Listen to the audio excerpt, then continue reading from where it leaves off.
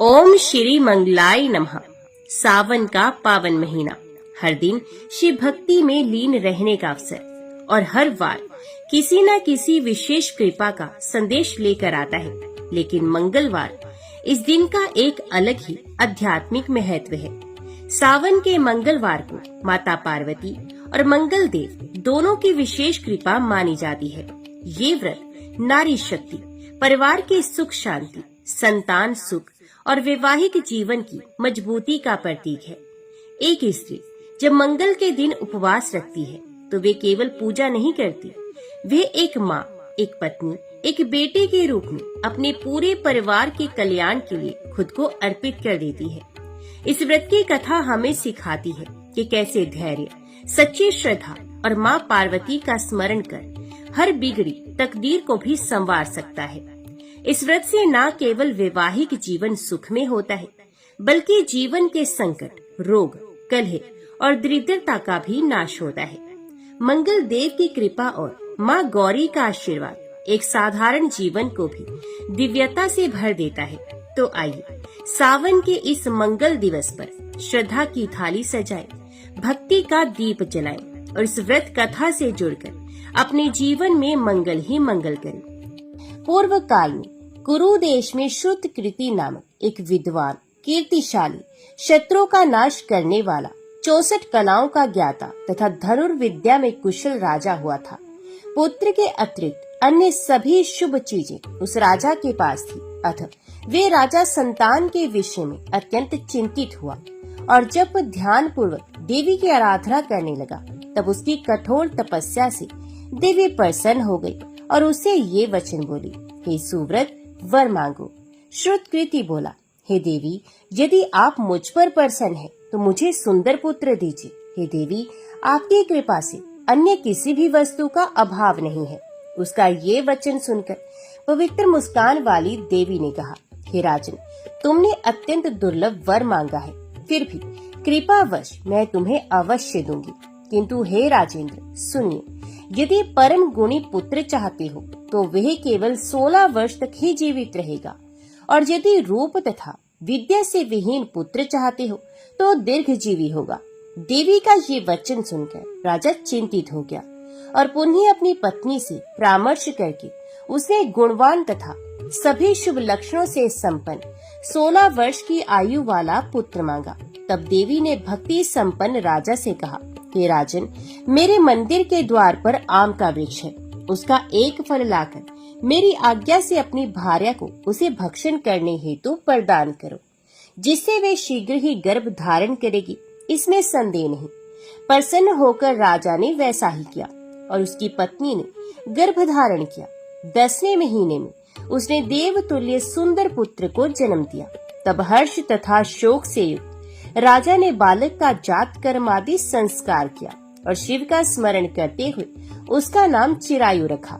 इसके बाद पुत्र के 16 वर्ष के होने पर पत्नी सहित राजा चिंता में पड़ गए और वे विचार करने लगे कि यह पुत्र बड़े कष्ट से प्राप्त हुआ है और मैं इसकी दुखद मृत्यु अपने ही सामने कैसे देख सकूंगा। ऐसा विचार करके राजा ने पुत्र को उसके मामा के साथ काशी भेज दिया। प्रस्थान के समय राजा की पत्नी ने अपने भाई से कहा कि कार्पटिक का वेश धारण करके आप मेरे पुत्र को काशी ले जाइए।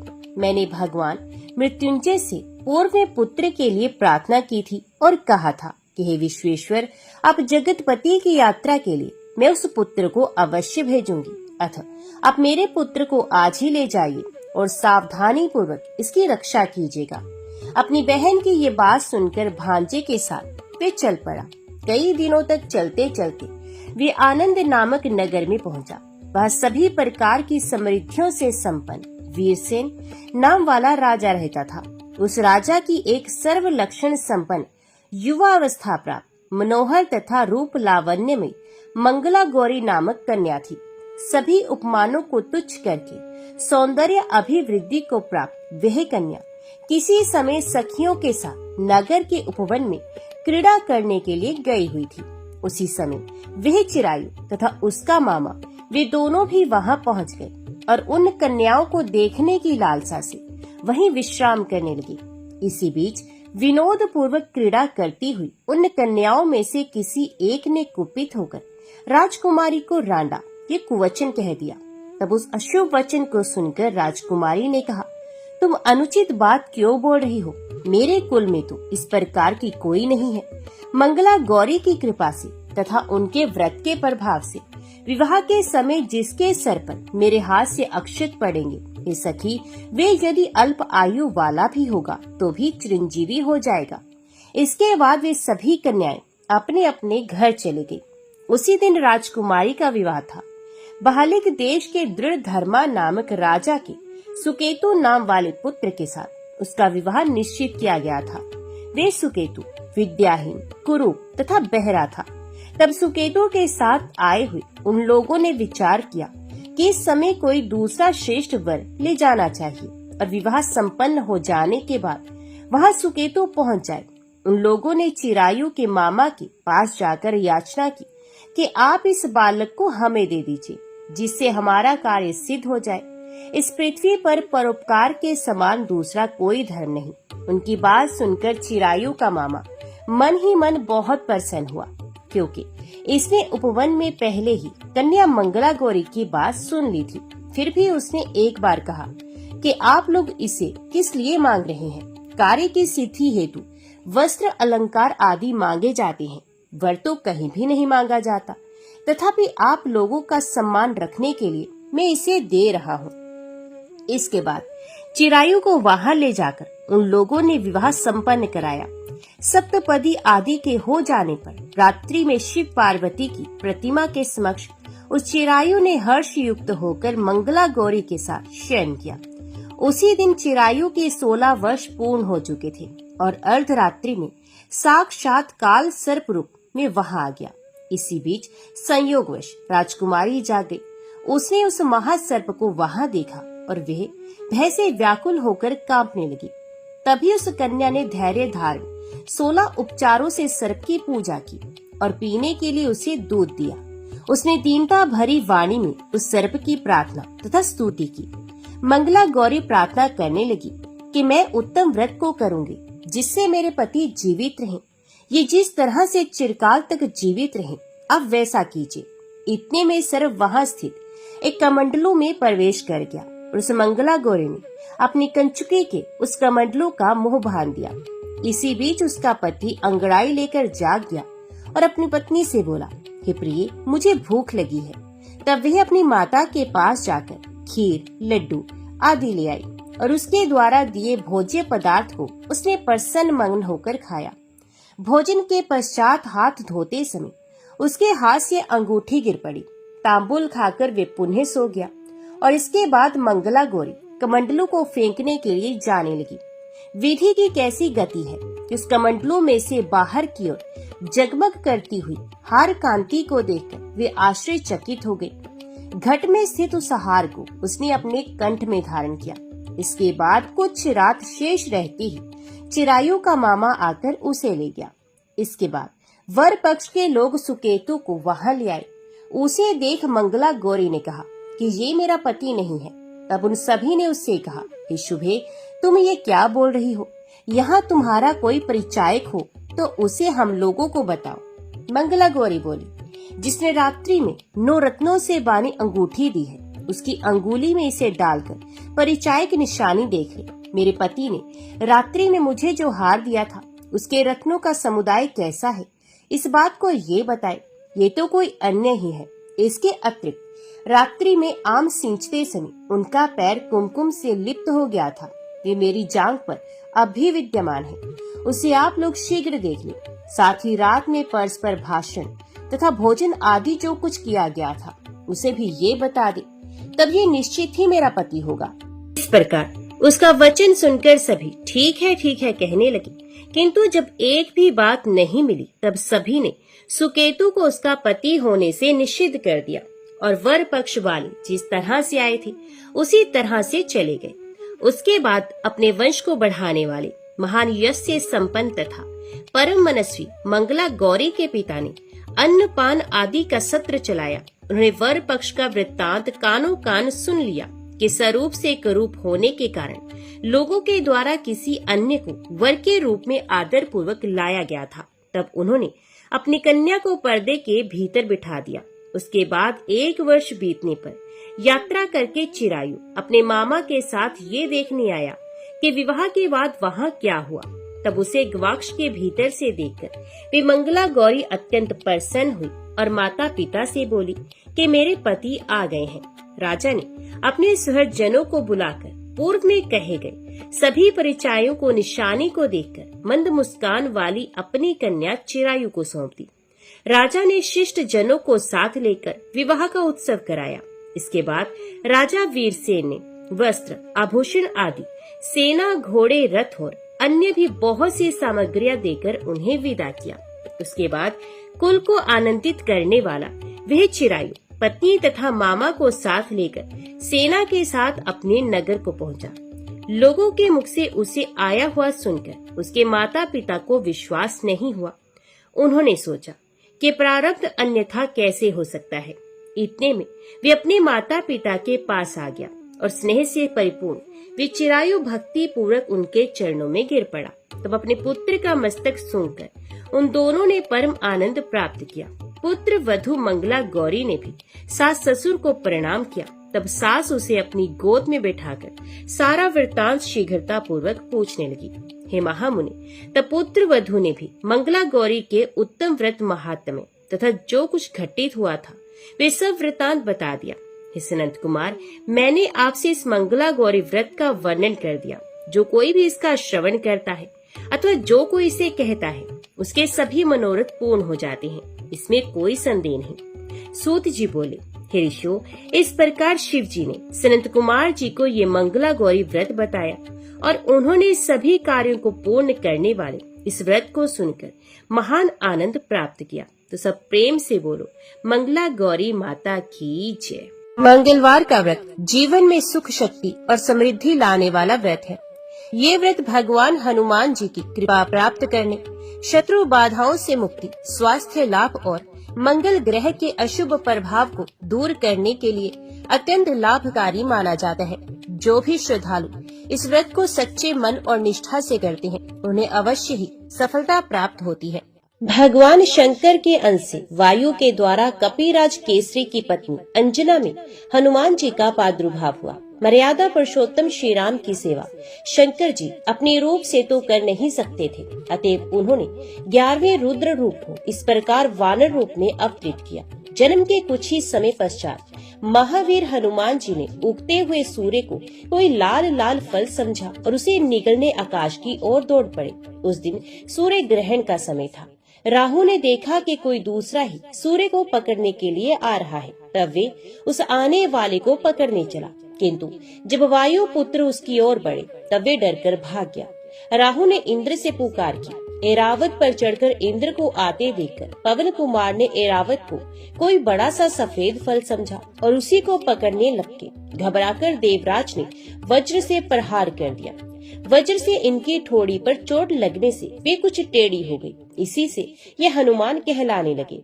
वज्र लगने पर ये मूर्छित होकर गिर पड़े। पुत्र को मूर्छित देखकर वायुदेव बड़े कुपित हुए। उन्होंने अपनी गति बंद कर ली। श्वास रुकने से देवता भी व्याकुल हो गए। अंत में हनुमान को सभी लोकपालों ने अमर होने तथा अग्नि, जल, वायु आदि से अभय होने का वरदान देकर वायुदेव को संतुष्ट किया। जातीय स्वभाव से चंचल हनुमान ऋषियों के आश्रमों में वृक्षों को सहज चपलतावश तोड़ देते तथा आश्रम की वस्तुओं को अस्त व्यस्त कर देते थे। अतः ऋषियों ने इन्हें शाप दिया, तुम अपना बल भूले रहोगे। जब कोई तुम्हें स्मरण दिलाएगा तभी तुम्हें अपने बल का भान होगा। तब से वे सामान्य वानर की भांति रहने लगे। माता के आदेश से सूर्य नारायण के समीप जाकर वेद वेदांग पर भर्ती समस्त शास्त्रों एवं कलाओं का इन्होंने अध्ययन किया। उसके पश्चात किष्किंधा में आकर सुग्रीव के साथ ही रहने लगे। सुग्रीव ने इन्हें अपना निजी सचिव बना लिया। जब बाली ने सुग्रीव को मारकर निकाल दिया तब भी ये सुग्रीव के साथ ही रहे। सुग्रीव की विपत्ति के साथी होकर ऋषि मुख पर ये उनके साथ ही रहते थे। बचपन में माता अंजना से बार बार आग्रह पूर्वक इन्होंने अनादि रामचरित मानस सुना था। अध्ययन के समय वेद में, पुराणों में श्री राम कथा का अध्ययन किया था। किष्किंधा आने पर ये भी ज्ञात हो गया कि परात्पर प्रभु ने अयोध्या में अवतार धारण कर लिया। अब ये बड़ी उत्कंठा से अपने स्वामी के दर्शन की प्रतीक्षा करने लगे। श्रीमद् भागवत में कहा गया है, जो निरंतर भगवान की कृपा की आतुर प्रतीक्षा करते हुए अपने प्रारब्ध से प्राप्त सुख दुख को संतोष पूर्वक भोगते रहकर हृदय, वाणी तथा शरीर से भगवान को प्रणाम करता रहता है, हृदय से भगवान का चिंतन, वाणी से भगवान के नाम गुण का गान कीर्तन और शरीर से भगवान का पूजन करता रहता है, ये मुक्ति पद का स्वतः अधिकारी हो जाता है। श्री हनुमान जी तो जन्म से ही माया के बंधनों से सर्वथा मुक्त थे। वे तो अहर्निश अपने स्वामी श्री राम के ही चिंतन में लगे रहते थे। अंत में श्री राम अपने छोटे भाई लक्ष्मण के साथ रावण के द्वारा सीता जी के चुरा लिए जाने पर उन्हें ढूंढते हुए ऋष्यमुख के पास जा पहुँचे। सुग्रीव को शंका हुई कि इन राजकुमारों को बाली ने मुझे मारने के लिए भेजा है। हनुमान जी को परिचय जानने के लिए उन्होंने भेजा। विप्र वेश धारण कर हनुमान जी आए और परिचय पूछकर जब अपने स्वामी को पहचाना तब वे उनके चरणों पर गिर पड़े। श्री राम ने उठाकर उन्हें हृदय से लगा लिया। तभी से हनुमान जी श्री अवधेश कुमार के चरणों के समीप ही रहे। हनुमान जी की प्रार्थना से भगवान ने सुग्रीव से मित्रता की और बाली को मारकर सुग्रीव को किष्किंधा का राज्य दिया। राज्य भोग में सुग्रीव को परमत्त होते देख हनुमान जी ने ही उन्हें सीता अन्वेषण के लिए सावधान किया। वे पवन कुमार ही वानरों को एकत्रित करके लाए। श्री राम जी ने उनको ही अपनी मुद्रिका दी। 100 योजन समुद्र लांघने का प्रश्न आने पर जब जामवंत जी ने हनुमान जी को उनके बल का स्मरण दिलाकर कहा कि आपका तो अवतार ही राम कार्य संपन्न करने के लिए ही हुआ है, तब अपनी शक्ति का बोध कर केसरी किशोर उठकर खड़े हुए। देवताओं के द्वारा भेजी हुई नाग माता सुरसा को संतुष्ट करके समुद्र में छिपी राक्षसी सिंहिका को मारकर हनुमान जी लंका पहुँचे। द्वार रक्षिका लंकनी को एक घूंसे में सीधा करके छोटा रूप धारण कर ये लंका में रात्रि के समय प्रविष्ट हुए। विभीषण जी से पता पाकर अशोक वाटिका में जानकी जी के दर्शन किए। उनको आश्वासन देकर अशोक वन को उजाड़ दिया। रावण के भेजे राक्षसों तथा रावण पुत्र अक्षय कुमार को मार दिया। मेघनाथ इन्हें किसी प्रकार बांधकर राजसभा में ले गया। वहां रावण को भी हनुमान जी ने अभिमान छोड़कर भगवान की शरण लेने की शिक्षा दी। राक्षस राज की आज्ञा से इनकी पूंछ में आग लगा दी गई। इन्होंने उसी अग्नि से सारी लंका को जला दिया। सीता जी से चिन्ह स्वरूप चूड़ामणि लेकर भगवान के समीप लौट आए। समाचार पाकर श्री राम ने युद्ध के लिए प्रस्थान किया। समुद्र पर सेतु बांधा गया। संग्राम हुआ और अंत में रावण अपने समस्त अनुचर बंधु बांधवों के साथ ही मारा गया। युद्ध में श्री हनुमान जी का पराक्रम, उनका शौर्य, उनकी वीरता सर्वोपरि रही। वानरी सेना के संकट के समय वे सदा सहायक रहे। राक्षस उनकी हुंकार से ही कांपते थे। लक्ष्मण जी जब मेघनाथ की शक्ति से मूर्छित हो गए, वो मार्ग में पाखंडी कालनेमी को मारकर द्रोणाचल को हनुमान जी उखाड़ लाए और इस प्रकार संजीवनी औषधि आने से लक्ष्मण जी को चेतना प्राप्त हुई। मायावी अहिरावण जब माया करके राम लक्ष्मण को युद्ध भूमि से चुरा ले गया, तब पाताल जाकर अहिरावण का वध करके हनुमान जी श्री राम जी को भाई लक्ष्मण जी के साथ ही ले आए। रावण वध का समाचार श्री जानकी जी को सुनाने का सौभाग्य और श्री राम लौट रहे हैं, ये आनंददायी समाचार भरत जी को देने का गौरव भी प्रभु ने अपने प्रिय सेवक हनुमान जी को ही दिया। हनुमान जी विद्या, बुद्धि, ज्ञान तथा पराक्रम की मूर्ति हैं, किंतु इतना सब होने पर भी अभिमान उन्हें छू तक नहीं दिया। जब वे लंका जलाकर अकेले ही रावण का मान मर्दन करके प्रभु के पास लौटे और प्रभु ने पूछा कि त्रिभुवन विजयी रावण की लंका को तुम जला कैसे सके, तब उन्होंने उत्तर दिया, शाखा मृग के बड़ मनुसाई, शाखा ते शाखा पर जाई, नागी सिंधु हटकपुर जारा, निश्चर गण विध विपन उजारा, सो सब तब प्रताप रघुराई, नाथ न कछु मोर प्रभु ताई। हनुमान जी की भक्ति तो अतुलनीय है। अयोध्या में राज्य अभिषेक हो जाने पर भगवान ने सबको पुरस्कृत किया।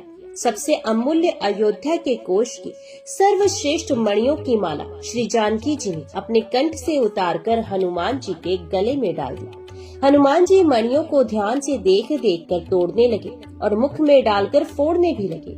दुर्लभ रत्नों को इस प्रकार नष्ट होते देख कुछ लोगों को बड़ा कष्ट हुआ, कुछ ने उन्हें रोका भी।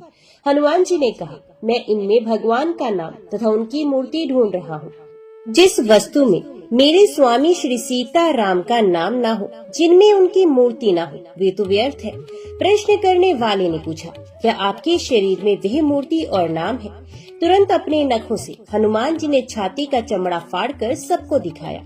उनके रोम रोम में राम ये परम दिव्य नाम अंकित था और उनके हृदय में श्री जनक नंदिनी जी के साथ सिंहासन पर बैठे महाराज धीराज श्री अवधेश की भुवन सुंदर मूर्ति विराजमान थी। सब लोग जय जयकार करने लगे। भगवान ने हनुमान जी को हृदय से लगा लिया। हनुमान जी आजन्म नैष्टिक ब्रह्मचारी हैं, व्याकरण के महान पंडित हैं, वेदज्ञ हैं, ज्ञानी शिरोमणि हैं, बड़े विचारशील, तीक्ष्ण बुद्धि तथा अतुल पराक्रमी हैं। श्री हनुमान जी बहुत निपुण, संगीतज्ञ और गायक भी हैं। एक बार एक देव ऋषि दानवों के महान सम्मेलन में जलाशय के तट पर भगवान शंकर तथा देव ऋषि नारद जी आदि गा रहे थे। अन्य देव ऋषि दानव भी योग दे रहे थे। इतने में ही हनुमान जी ने मधुर स्वर से ऐसा सुंदर गान आरंभ किया कि जिसे सुनकर उन सब के मुख मलान हो गए, जो बड़े उत्साह से गा बजा रहे थे, और सभी अपना अपना गाना छोड़कर मोहित हो गए और चुप होकर सुनने लगे। उस समय केवल हनुमान जी ही गा रहे थे। जब तक पृथ्वी पर श्री राम की कथा रहेगी, तब तक पृथ्वी पर रहने का वरदान उन्होंने स्वयं प्रभु से मांग लिया। श्री राम जी के अश्वमेध यज्ञ में अश्व की रक्षा करते समय जब अनेक महासंग्राम हुए, तब उनमें हनुमान जी का पराक्रम ही सर्वत्र विजयी हुआ। महाभारत में भी केसरी कुमार का चरित्र है। वे अर्जुन के रथ की ध्वजा पर बैठे रहते थे। उनके बैठे रहने से अर्जुन के रथ को कोई पीछे नहीं हटा सकता था। कई अवसरों पर उन्होंने अर्जुन की रक्षा भी की। एक बार भीम अर्जुन और गरुड़ जी को अपने अभिमान से भी बचाया था। कहते हैं कि हनुमान जी ने अपने वज्र नख से पर्वत की शिलाओं पर एक रामचरित काव्य लिखा था। उसे देखकर महर्षि वाल्मीकि को दुख हुआ कि यदि वह काव्य लोक में प्रचलित हुआ तो मेरे आदि काव्य का समादर नहीं होगा। ऋषि को संतुष्ट करने के लिए हनुमान जी ने वे शिलाएं समुद्र में डाल दी। सच्चे भक्त में यश, मान, बढ़ाई की इच्छा का लेश भी नहीं होता। वे तो अपने प्रभु का पावन यश ही लोक में गाता है। श्री राम कथा श्रवण। राम नाम कीर्तन के हनुमान जी अनन्य प्रेमी है। जहाँ भी राम नाम का कीर्तन या राम कथा होती है, वहाँ वे गुप्त रूप से आरंभ में ही पहुँच जाते हैं। दोनों हाथ जोड़कर सर से लगाए सबसे अंत तक वहाँ वे खड़े ही रहते हैं।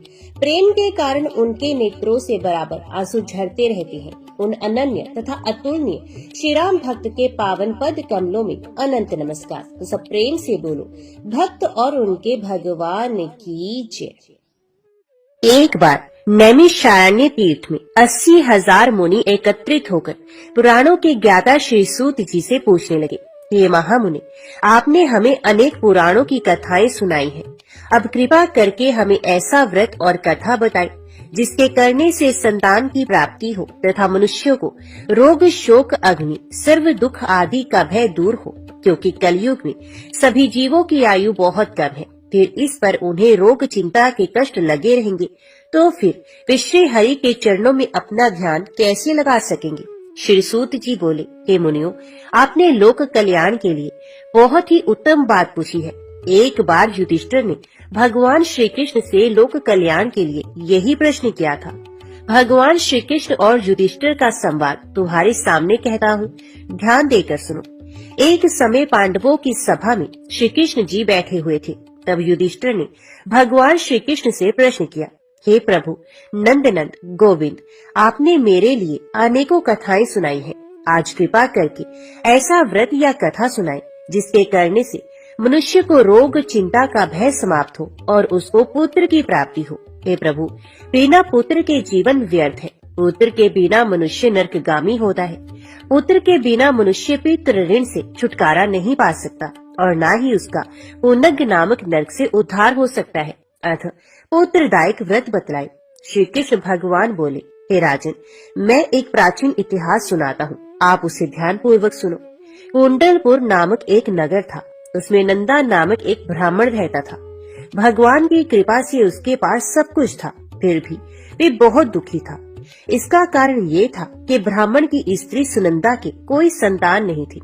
सुनंदा पतिव्रता थी, भक्ति पूर्वक श्री हनुमान जी की आराधना करती थी। मंगलवार के दिन व्रत करके अंत में भोजन बनाकर हनुमान जी का भोग लगाने के बाद स्वयं भोजन करती थी। एक बार मंगलवार के दिन ब्राह्मणी गृह कार्य की अधिकता के कारण हनुमान जी को ना तो भोग लगा सकी, तो इस पर उसे बहुत दुख हुआ। उसने कुछ भी नहीं खाया और अपने मन में प्रण किया कि अब तो अगले मंगलवार को ही हनुमान जी का भोग लगाकर अन्न जल ग्रहण करूंगी।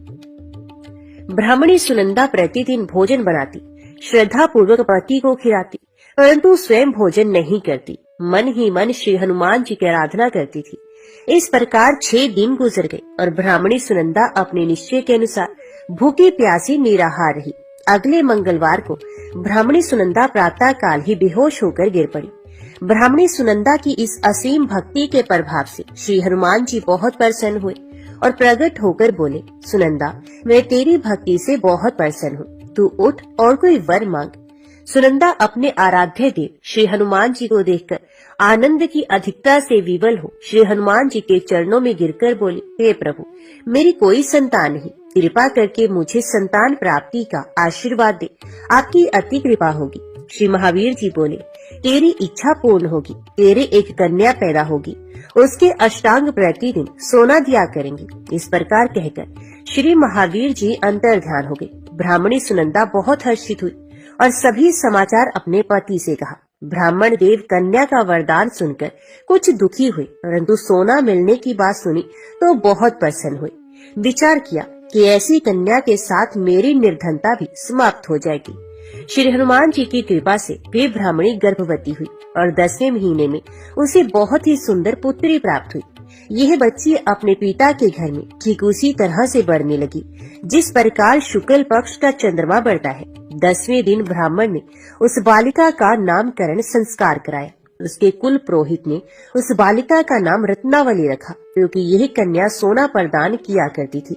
इस कन्या ने पूर्व जन्म में बड़े ही विधान से मंगल देव का व्रत किया था।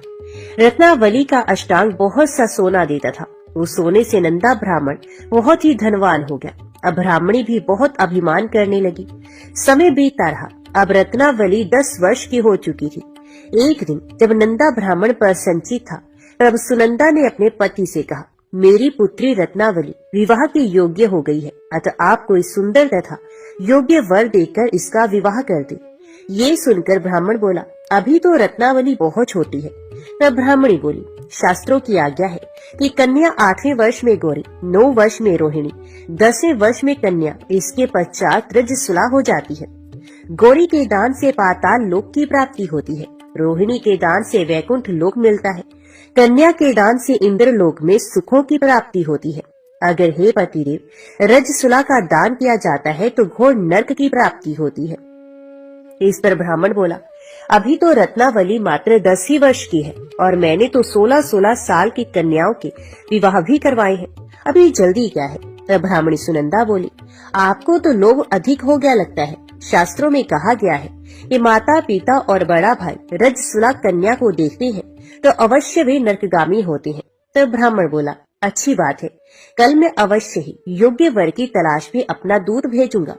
दूसरे दिन ब्राह्मण ने अपने दूत को बुलाया और आज्ञा दी कि जैसी सुंदर मेरी कन्या है वैसा ही सुंदर वर उसके लिए तलाश करे। दूत अपने स्वामी की आज्ञा पाकर निकल पड़ा।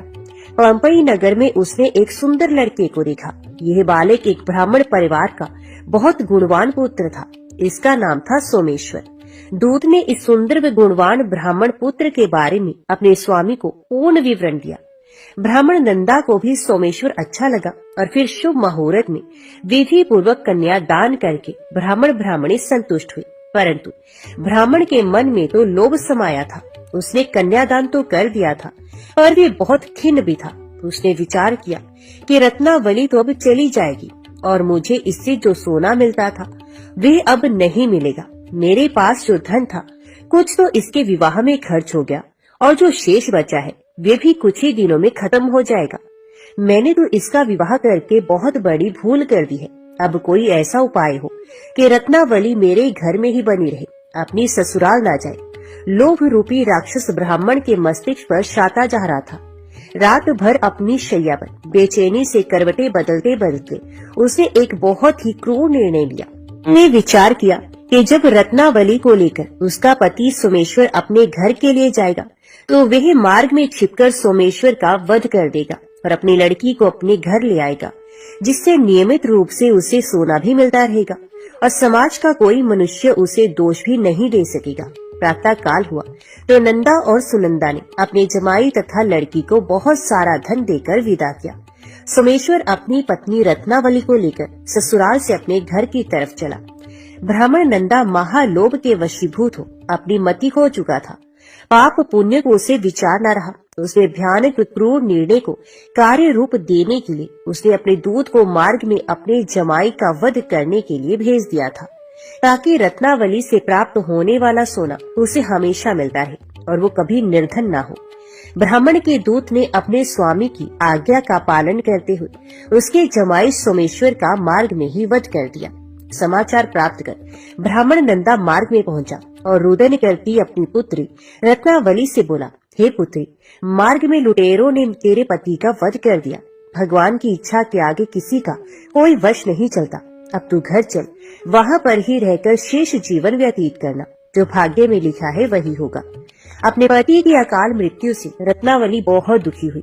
करुण क्रंदन व रुदन करते हुए अपने पिता से बोली, हे पिताजी, इस संसार में जिस स्त्री का पति नहीं उसका जीना व्यर्थ है। मैं अपने पति के साथ ही अपने शरीर को जला दूंगी और सती होकर अपने इस जन्म को माता पिता के नाम को तथा सास ससुर के यश को सार्थक करूंगी। ब्राह्मण नंदा अपनी पुत्री रत्नावली के वचनों को सुनकर बहुत दुखी हुआ। विचार करने लगा, मैंने व्यर्थ ही जमाई वध का पाप अपने सर लिया। रत्नावली तो उसके पीछे अपने प्राण तक देने को तैयार है। मेरा तो दोनों तरफ से मरण हो गया। धन तो अब मिलेगा नहीं। जमाई वध के पाप के फलस्वरूप यम यातना भी भुगतनी पड़ेगी। ये सोचकर वे बहुत खिन्न हुआ। सोमेश्वर की चिता बनाएगी। रत्नावली सती होने की इच्छा से अपने पति का सर अपनी गोद में रखकर चिता में बैठ गई। जैसे ही सोमेश्वर की चिता को अग्नि लगाएगी वैसे ही प्रसन्न हो मंगल देव वहाँ प्रकट हुए और बोले, हे रत्नावली, मैं तेरी पति भक्ति से बहुत प्रसन्न हूँ, तू वर मांग। रत्नावली ने अपने पति का जीवन दान मांगा। तब मंगल देव बोले, रत्नावली, तेरा पति अजर अमर है, ये महाविद्वान भी होगा और इसके अतिरिक्त तेरी जो इच्छा हो वर मांग। तब रत्नावली बोली, हे ग्रहों के स्वामी, यदि आप मुझ पर प्रसन्न हैं तो मुझे यह वरदान दीजिए कि जो भी मनुष्य मंगलवार के दिन प्रातः काल लाल पुष्प लाल चंदन से पूजा करके आपका स्मरण करे, उसको रोग व्याधि ना हो, स्वजनों का कभी वियोग ना हो, सर्प अग्नि तथा शत्रुओं का भय ना रहे। जो स्त्री मंगलवार का व्रत करे वे कभी विधवा ना हो। मंगल देव तथा सु कहकर अंतर्ध्यान हो गए। सोमेश्वर मंगल देव की कृपा से जीवित हो उठा। रत्नावली अपने पति को पुनः प्राप्त कर बहुत प्रसन्न हुई और मंगल देव का व्रत प्रत्येक मंगलवार को करके व्रतराज और मंगल देव की कृपा से इस लोक में सुख ऐश्वर्य को भोगते हुए अंत में अपने पति के साथ स्वर्गलोक को चली गई। सब प्रेम से बोलो, राम भक्त हनुमान की जय। अब सुनिए मंगलवार व्रत की एक दूसरी कथा। एक ब्राह्मण दंपत्ति के कोई संतान नहीं थी, जिसके कारण पति पत्नी दुखी थे। वे ब्राह्मण हनुमान जी की पूजा हेतु वन में चला गया। वे पूजा के साथ महावीर जी से एक पुत्र की कामना प्रकट किया करता था। घर पर उसकी पत्नी मंगलवार व्रत पुत्र की प्राप्ति के लिए किया करती थी। मंगल के दिन व्रत के अंत में भोजन बनाकर हनुमान जी को भोग लगाने के बाद ही स्वयं भोजन ग्रहण करती थी। एक बार कोई व्रत आ गया जिसके कारण ब्राह्मणी भोजन न बना सकी। तब हनुमान जी का भोग भी नहीं लगाया। वे अपने मन में ऐसा प्रण करके सो गई कि अब अगले मंगलवार को ही हनुमान जी को भोग लगाकर वे अन्न ग्रहण करेगी। वे भूखी प्यासी 6 दिन पड़ी रही। मंगलवार के दिन तो उसे मूर्छा आ गई। तब हनुमान जी उसकी लगन और निष्ठा को देखकर अति प्रसन्न हुए। उन्होंने उसे दर्शन दिए और कहा, मैं तुमसे अति प्रसन्न हूँ। मैं तुझको एक सुंदर बालक देता हूँ जो तेरी बहुत सेवा किया करेगा। हनुमान जी मंगलवार को बाल रूप में उसको दर्शन देकर अंतर्ध्यान हो गए। सुंदर बालक पाकर ब्राह्मणी अति प्रसन्न हुई। ब्राह्मणी ने रखा था बालक का नाम मंगल। कुछ समय के पश्चात ब्राह्मण वन से लौट कर आया। पर संचित सुंदर बालक घर में क्रीड़ा करते देखकर वे ब्राह्मण पत्नी से बोला, यह बालक कौन है? तो पत्नी ने कहा, मंगलवार के व्रत से प्रसन्न हो हनुमान जी ने दर्शन दे मुझे बालक दिया है। पत्नी की बात छल से भरी जान उसने सोचा कि उल्टा व्यभिचार में अपनी कुलुषता छिपाने के लिए बात बना रही है।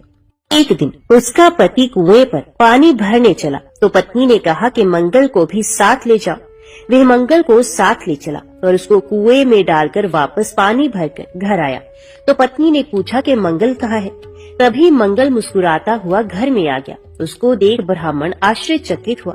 रात्रि में उसके पति से हनुमान जी ने स्वप्न में कहा, यह बालक मैंने दिया है, तुम पत्नी को उल्टा क्यों कहती हो? पति ये जानकर हर्ष में भर गया। फिर पति पत्नी मंगल का व्रत रख के अपने जीवन आनंद पूर्वक व्यतीत करने लगे।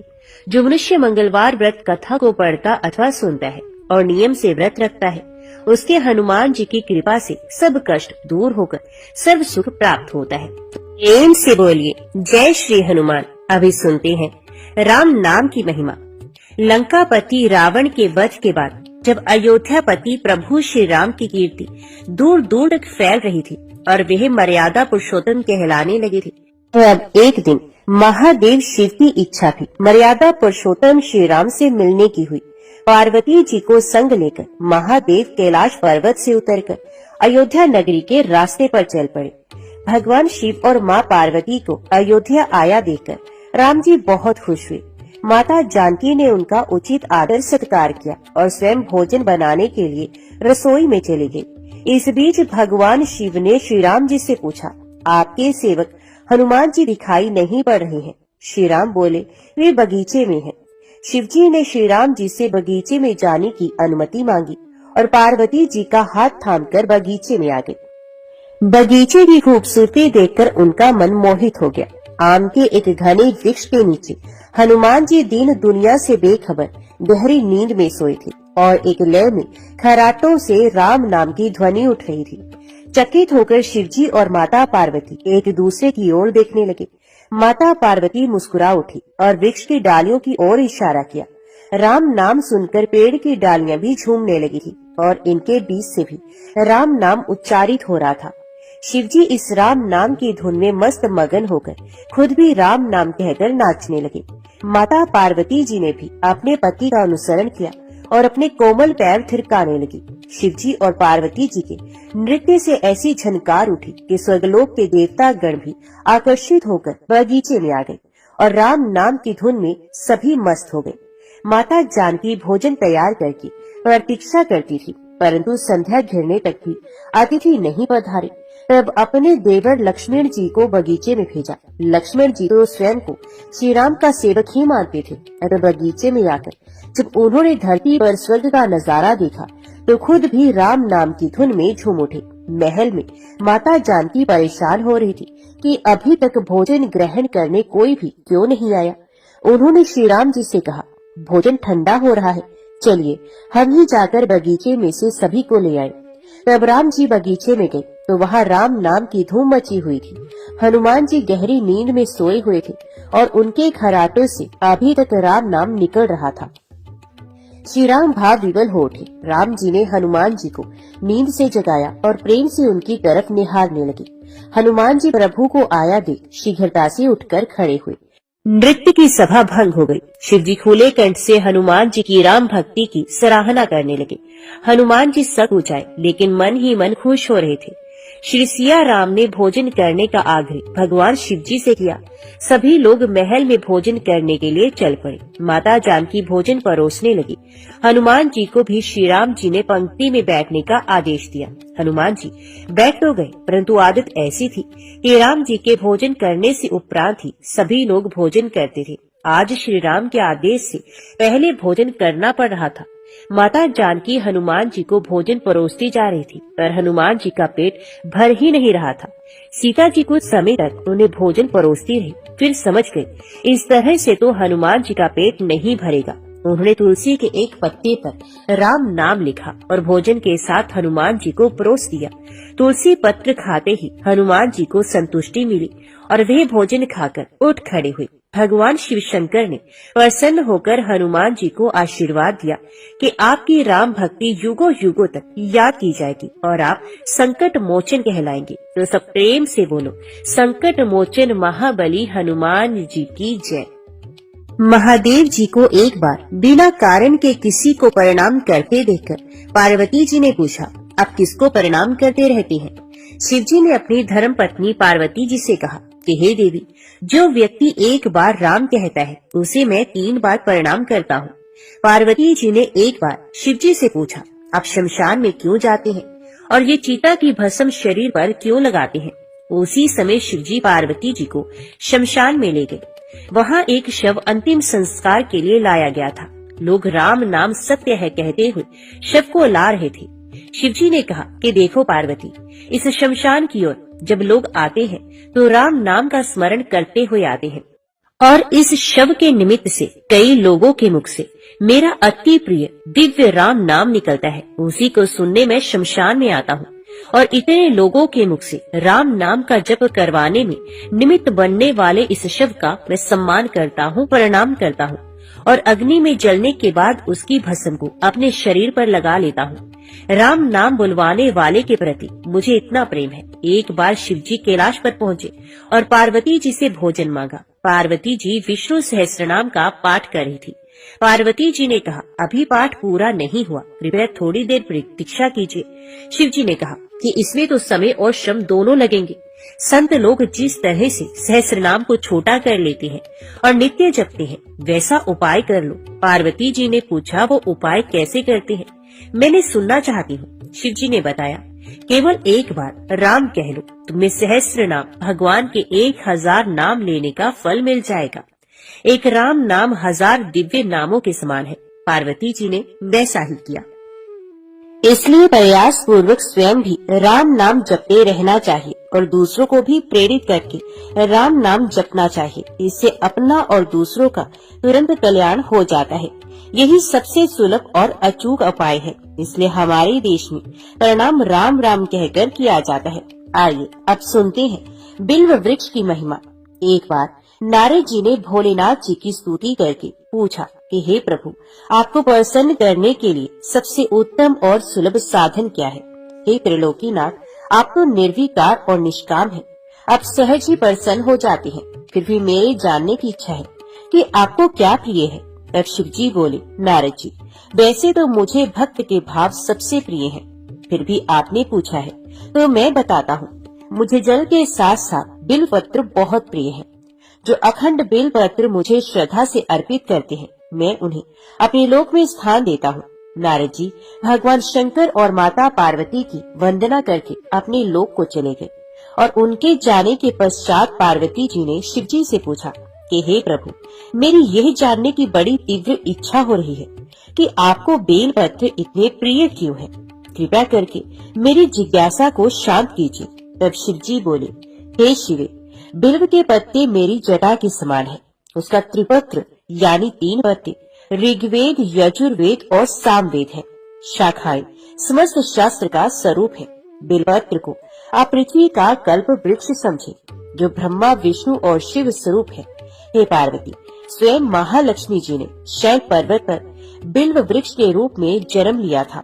इस कारण भी बिल्व का वृक्ष मेरे लिए अति प्रिय है। महालक्ष्मी जी ने बिल्व का रूप धरा। यह सुनकर पार्वती जी को कौतूहल हुआ और पार्वती जी ने कौतूहल से उपजी जिज्ञासा को रोक न पाई और उन्होंने पूछा कि हे महादेव, देवी लक्ष्मी ने आखिर बिल्व वृक्ष का रूप क्यों लिया? आप ये कथा विस्तार से कहें। तब भोलेनाथ ने देवी पार्वती जी को कथा सुनाना आरंभ किया। हे देवी, सतयुग में ज्योति रूप में मेरे अंश का रामेश्वर लिंग था। ब्रह्मा आदि देवों ने उसका विधिवत पूजन अर्चन किया था। इसका परिणाम ये हुआ कि मेरे अनुग्रह से वाणी देवी सबकी प्रिय हो गई। वे भगवान विष्णु को सतत प्रिय हो गई। वे मेरे प्रभाव से भगवान केशव के मन में वाग्देवी के लिए जितनी प्रीति उत्पन्न हुई, ये स्वयं लक्ष्मी जी को नहीं भाई। लक्ष्मी देवी का श्री हरि के प्रति मन में कुछ दुराव पैदा हो गया। वे चिंतित और रुष्ट होकर चुपचाप परम उत्तम श्री शैल पर्वत पर चले गए। वहाँ उन्होंने तप करने का निश्चय किया और उत्तम स्थान का चयन करने लगी। महालक्ष्मी ने उत्तम स्थान का निश्चय करके मेरे लिंग विग्रह की उग्र तपस्या प्रारंभ की। उनकी तपस्या कठोरतम होती जा रही थी। हे परमेश्वरी, कुछ समय के बाद महालक्ष्मी जी ने मेरे लिंग विग्रह से थोड़ा उधर्म में एक वृक्ष का रूप धारण कर लिया। अपने पत्तों और पुष्पों द्वारा निरंतर मेरा पूजन करने लगी। इस तरह महालक्ष्मी जी ने लाखों वर्ष तक घोर आराधना की। अंततः उन्हें मेरा अनुग्रह प्राप्त हुआ। मैं वहाँ प्रकट हुआ और देवी से इस घोर तप की आकांक्षा पूछकर वर देने को तैयार हुआ। महालक्ष्मी जी ने मांगा कि श्रीहरि के हृदय में मेरे भाव से वाग्देवी के लिए जो स्नेह हुआ है वे समाप्त हो जाए। तब शिव जी बोले, मैंने महालक्ष्मी जी को समझाया, श्रीहरि के हृदय में आपके अतिरिक्त किसी और के लिए कोई प्रेम नहीं है। वाग्देवी के प्रति उनका प्रेम नहीं अपितु श्रद्धा है। ये सुनकर लक्ष्मी जी प्रसन्न हो गई और पुनः श्री विष्णु के हृदय में स्थित होकर निरंतर उनके साथ विहार करने लगी। हे पार्वती, महालक्ष्मी के हृदय का एक बड़ा विकार इस प्रकार दूर हो गया। इस कारण हरि प्रिया उसी वृक्ष के रूप में सर्वदा अतिशय भक्ति से भरकर यत्न पूर्वक मेरी पूजा करने लगी। हे पार्वती, इसी कारण बिल्व का वृक्ष, पत्ते, फूल आदि मुझे बहुत प्रिय है। मैं निर्जन स्थान में बिल्व वृक्ष का आश्रय लेकर रहता हूँ। बिल्व वृक्ष को सदा सर्व तीर्थ में एवं सर्व देव में मानना चाहिए। बिल्व पत्र, बिल्व फूल, बिल्व वृक्ष अथवा बिल्व काष्ठ के चंदन से जो मेरा पूजन करता है ये भक्त मेरा अति प्रिय है। बिल्व वृक्ष को शिव के समान ही समझो। यह मेरा शरीर है। जो बिल पर चंद्र से मेरा नाम अंकित करके मुझे अर्पण करता है, मैं उसे सभी पापों से मुक्त करके अपने लोक में स्थान देता हूँ। तो हे देवी, उस व्यक्ति को स्वयं लक्ष्मी जी भी नमस्कार करती है जो मेरा पूजन करती है। जो बिल्व मूल में प्राण छोड़ता है उसका रुद्र देह प्राप्त हो रहा है और ऐसे मनुष्य पर सदैव ही माता लक्ष्मी की कृपा बनी रहती है और साथ ही साथ भगवान नारायण की कृपा भी उन पर सदैव बनी रहती है। तो सब प्रेम से बोलिए, भगवान शिव और माता पार्वती की